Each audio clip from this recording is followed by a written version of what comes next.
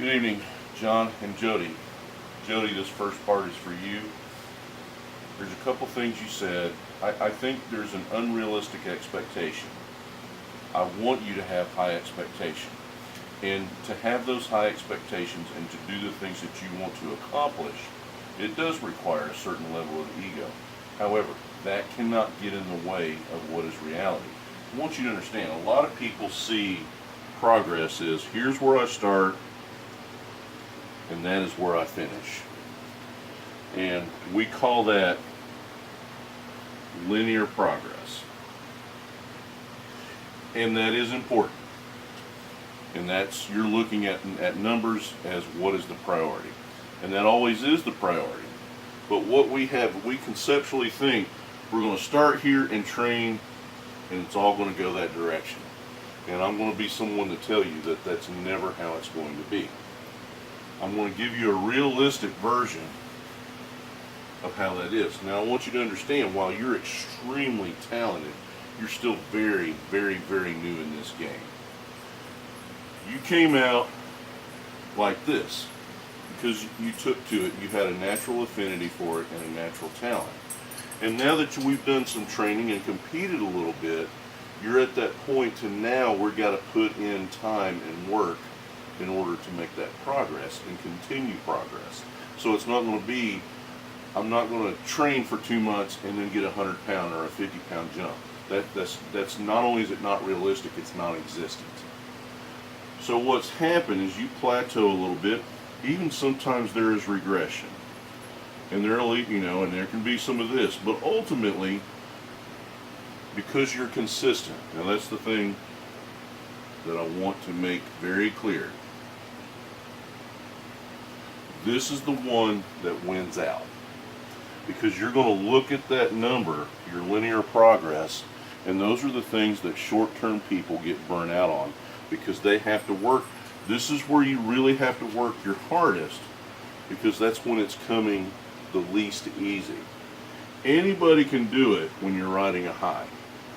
And if you want to be a champion, champions buckle down at these points.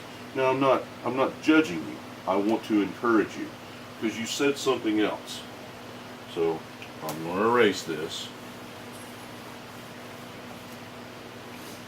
You said, I can't seem to find my groove.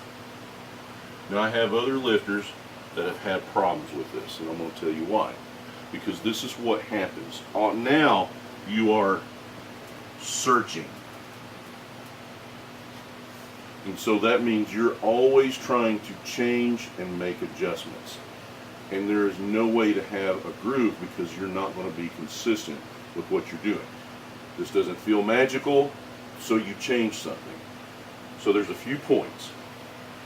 There's a difference in finding your groove and creating your groove. You need to understand that you are in charge of that. We got to take what is strong, and when we look at these things in the training videos, there's little things that happen, and we're going to cover that, and I covered that a lot in the video that I made for John today. So, you have to create your groove.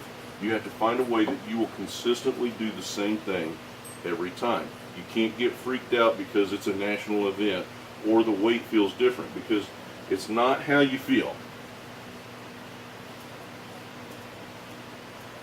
It's how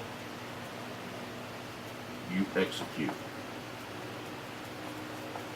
How you lift 100 pounds is how you need to lift 200 pounds and 250 pounds. So I want you to keep these things in mind. It may seem elementary, but everybody that I tell you, a great example would be Annie, and how she goes, I can't find my groove in the deadlift. And I said, then create it. Let's find that point where the best place for you to start, and how to engage everything and make everything about your lift that is strong, and in the meantime address any weak point. So I'm going to make this video. I'll go over here. And one of the things that I discussed with you was how to stay tight. What does that mean, staying tight?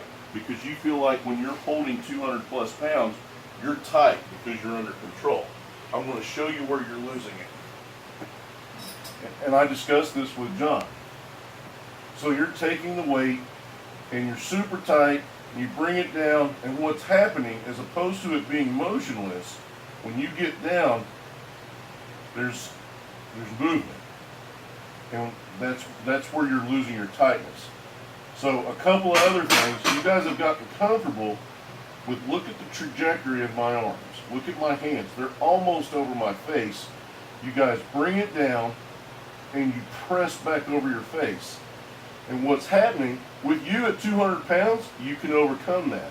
But like when we were at Nationals, what was happening? You were pressing it here, and now you can't hold the weight. The weight is literally over my face here. And like if I had 300 pounds, I can, now from here, I'm completely confident. But once it gets, when you touch and you get here, you will never lock out a max weight.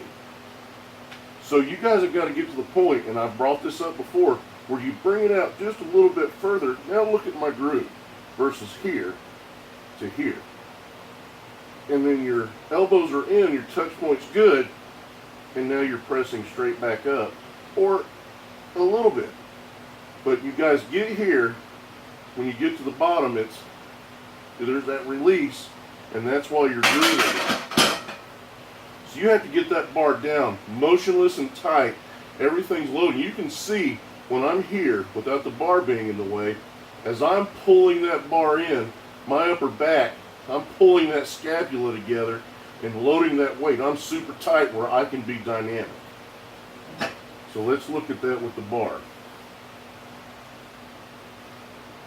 So I'm squeezing, I'm tight, I'm bringing the bar in. See how tight and motionless, and then boom. Because that shortest point from beginning to end is going to be straight. Now there's some ergonomic things where I know it's going to go back a little bit. But you're not tight, you're loose. And then you press up and back. Once that weight gets to about chin to mouth level, you have no more pressing power. So those are the things we have to work on. Don't search for your groove. That bar needs to come out, elbows in, straight down, press, punch. But you have to maintain tightness. You can't get loose. You use that even pace to touch, punch. Hopefully that answers your question.